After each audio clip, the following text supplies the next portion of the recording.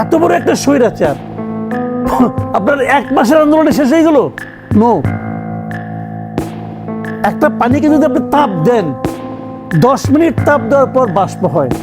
বাষ্প হওয়ার আগ মুহূর্ত পর্যন্ত কিন্তু তাপ এখানে জমতে থাকে। ওই তাপটা না জমলে কিন্তু বাষ্পটা হতো না। আপনি বাষ্পটা দেখছেন, কিন্তু এতক্ষণ যে তাপটা কে দিল ওইটা কিন্তু দেখা যায় না, কিন্তু ওইটা কিন্তু ওখানে পরিবর্তনটা হতে থাকে। তো আমি সেটাই বলছি যে ইউনূস সাহেব বলেছেন এই কারণে যে ইউনূস সাহেবের বাংলাদেশের মানুষ, বাংলাদেশের পরিস্থিতি, বাংলাদেশের রাজনীতি সম্পর্কে ওনার কোনো ধারণাই নাই। তখনও ছিল না, আগেও ছিল না, এখনো নাই, জাস্ট নাই। উনি হাসিনা সরকার কর্তৃক অত্যাচারিত ছিল।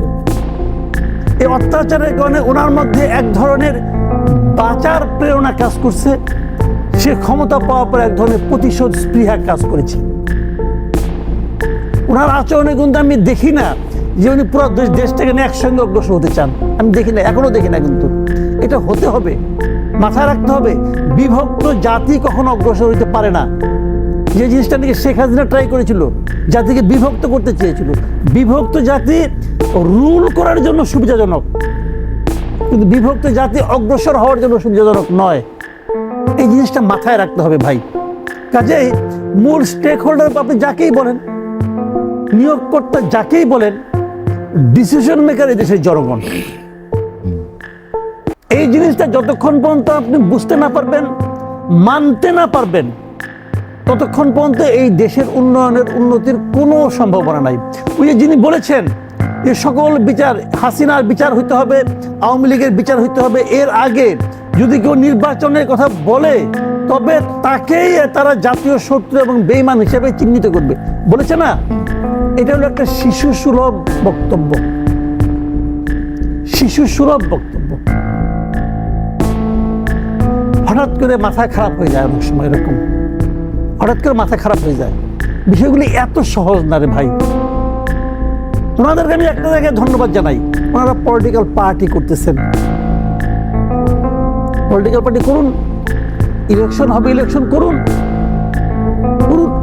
দেখি দেশের জনগণ তাদেরকে কতটা, তাদেরকেই মনে করে নিয়োগকর্তা, তাদেরকেই মনে করে মাস্টার মাইন্ড। এটা জনগণই বলবে। আমি আর কি বলবো, আমি তো একটা ভোটের মালিক, তাই না?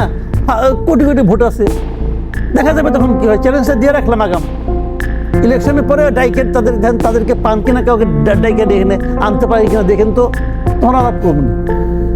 আওয়ামী লীগ যদি না থাকে তারাই তো প্রধান শক্তি হওয়ার কথা, এটা আপনি মনে করতেছেন, আমি মনে করতেছি না। আর আওয়ামী লীগ যদি না থাকে, এই যদিটা আপনি কি করে বলেন? আওয়ামী লীগ থাকবে কি থাকবে না সেটা তো নির্বাচন যখন হবে তখন দেখা যাবে, ঠিক না? ওই নির্বাচন তো হয় নাই। আর যদি থাকে অথবা যদি না থাকে, তাহলে থাকলেও আপনি দেখেন, আপনার কথা মতো কিন্তু একটা বক্তব্য আছে যে যদি না থাকে তাহলে তারাই মূল প্রতিদ্বন্দ্বী দেবেন একজন না, তবুও তারা মূল প্রতিদ্বন্দ্বী দেবে না, তবুও তারা 4-5 নম্বরের তলে থাকবে, আপনি শিওর থাকেন। আর যদি থাকে, যদি না থাকে 4 নাম্বার 5 নাম্বার, যদি থাকে তাহলে যে কয় নাম্বার এটা তো আল্লাহ জানে। কেন তারা পিছিয়ে থাকবে আপনার কি মনে হয়? কেন? তাদের কোনো জনভিত্তি নাই তো। তারা ইতিমধ্যে যে সুনাম অথবা যে নাম, আমি সুনামের নামের আগে সু অথবা দু দিতে চাই না, ওনারা এরই মধ্যে যে নাম অর্জন করেছেন, এই নামের কারণেই দেখবেন কত কিছু হয়ে গেছে। একটা ভালো কাজের সঙ্গে, একটা ভালো কাজের সঙ্গে, সামাজিক যে সমস্ত কর্মকাণ্ড দেশে এখন চলে, সামাজিকভাবে একটা ভালো কাজের সঙ্গে তাদের একজন লোকের নাম আপনি দেখান তো রে ভাই, ওই ধমক আর হুঙ্কার দেওয়া ছাড়া দেখান তো আপনি আমাকে। সচিবালয়ে যারা যায় জিজ্ঞাসা করেন তো কি হয় ওখানে। আমরা কিছু খবর পাই এখন, কারা কখন কি করতেছে, কার হাতের ঘড়ির মডেল চেঞ্জ হচ্ছে আমরা জানি। আজকে সবার হাতে হাতে মোবাইল আছে, অনেক ছবি আমার কাছে চলে আসে। রোলেক্স ঘড়ি সবচেয়ে যেটা নাকি আপনার পুরোনো মডেল, সেটারও দাম কত তাও জানি। দেখবেন ওনার যত প্রেস যত লোক আছে সব ইংরেজি পত্রিকার, সব ইংরেজি পত্রিকা। দেখেন আপনি হাতে দেখেন, বাংলাদেশের সাংবাদিক মানুষ মানে বাংলা এদিকে সে ওরকম মনে করে না তো ভাই, মুখে যত মিষ্টি মিষ্টি আলাপি করুক, দিস রিয়েলিটি। আমি এগুলো আমার উপলব্ধি থেকে বলছি। তুমি আমার সঙ্গে বসুক না, না লাভ করি আমার সঙ্গে, বসুক আমার সঙ্গে, আমি বুঝে দিই। কেন বললাম তাহলে দিনাজপুরে এগুলো করে লাভ নাই। এই ওনার প্রত্যাশিত সংস্কার, এটা নিয়ে আমার প্রচন্ড ভয় আছে। নির্বাচন ও আয়োজন নিয়ে উচিত সংস্কার ছিল কি সংস্কার কমিটিগুলোতে একজন করে পলিটিক্যাল পার্টির প্রতিনিধিদের নেওয়া, তাহলে সময় বাঁচত।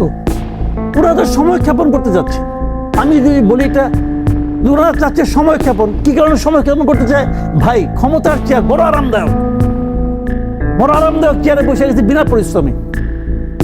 আপনি আমাকে একটা কথা বলেন, এই যে বলে না এটা নাকি গণ আন্দোলনের সরকার, হ্যাঁ সরকার বলে তো, আপনি আমাকে বলুন তো, এই গণ আন্দোলন চলার সময় ধরা যাক অগাস্টের 2 তারিখে যদি বলা হইতো তোমরা যে আন্দোলন করতেছো, এই আন্দোলন যদি সফল হয় তাহলে দেশের স্বাস্থ্যমন্ত্রী হবে নূরজাহান বেগম। কি পিটাই তোরে এবারে নূরজাহান বেগম কে রে? তাহলে স্বাস্থ্যমন্ত্রী বানানোর জন্য আমি কি আন্দোলন করতেছি? বলেন আপনি কে? উনি কি করতেছেন বলেন, আপনি কি করতেছেন?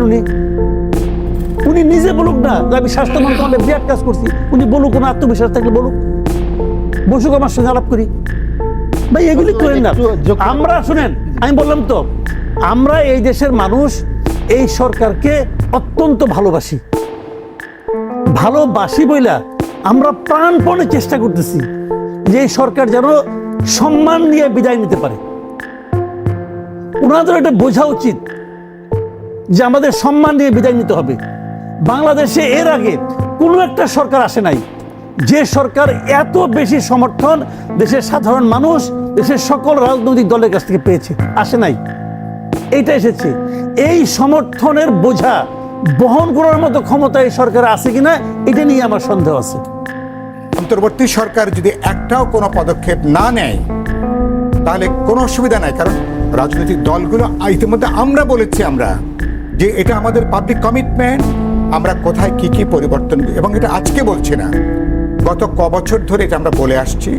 এবারকার লড়াইয়ের এটা একটা অত্যন্ত গুরুত্বপূর্ণ একটা জায়গা, যে আমরা বলেছি শুধুমাত্র সরকার পরিবর্তন না, গোটা ব্যবস্থার একটা স্বৈরতান্ত্রিক, একটা ফ্যাসিবাদী ব্যবস্থা, এই রাজনৈতিক ভিত্তি, সামাজিক ভিত্তি, অর্থনৈতিক ভিত্তি, এমনকি সাংস্কৃতিক যে ভিত্তি, তার একটা গুণগত পরিবর্তন দরকার। সেজন্য আমরা বলেছি, ইতিমধ্যে অনেকগুলো ব্যাপার আমাদের ঐক্যমতের জায়গা আছে। আমি মনে করি উনি একটু অতিকথন বলেছেন, উনি একটু বাড়তি কথা বলেছেন। যদি উপদেষ্টা বলে থাকেন ডিসেম্বর জানুয়ারির মধ্যে সংস্কার কমিশন নির্বাহী আদেশে কি নতুন আইন প্রণয়ন করে অথবা নতুন কোনো বিধি জারি করে তারপর আমরা নির্বাচনে যাব, আর বাকিগুলো সম্পর্কে কি হবে। জি, অন্তর্বর্তী সরকার যেটা করবেন, একটা ন্যাশনাল কনসেনসাস তারা বিল্ড আপের চেষ্টা করবেন, মধ্যমেয়াদী, দীর্ঘমেয়াদী। এর সঙ্গে অনেকগুলো ইডিওলজির প্রশ্ন আছে, পলিটিক্যাল ভিশনের প্রশ্ন আছে, মধ্যমেয়াদী, দীর্ঘমেয়াদী অনেকগুলো পরিবর্তনের প্রশ্ন আছে। সেগুলো আমি মনে করি পরবর্তী ইলেক্টেড পার্লামেন্ট, আমাদের পরবর্তী সংসদ, সরকার, এসব ব্যাপারে তারা সিদ্ধান্ত গ্রহণ করবেন। আর একটা গুরুত্বপূর্ণ কথা, যেটা সব সংস্কারকে এই সরকার করবে, প্রথমত এটা তাদের ম্যান্ডেট নয়, এবং এটা যখন এই কথা বলে এর অন্য অর্থ হচ্ছে যে আমাদেরকে ইনডিফিনিট পিরিয়ডের জন্য আমাদেরকে ক্ষমতায় রাখো। এই কথার অন্য অর্থ হচ্ছে এটা। এ কথা কোনো সাধারণ কাণ্ডজ্ঞান সম্পন্ন কোনো মানুষ এ কথা কেউ বলতে পারে না। আপনারা ভিত্তিটাকে তৈরি করবেন।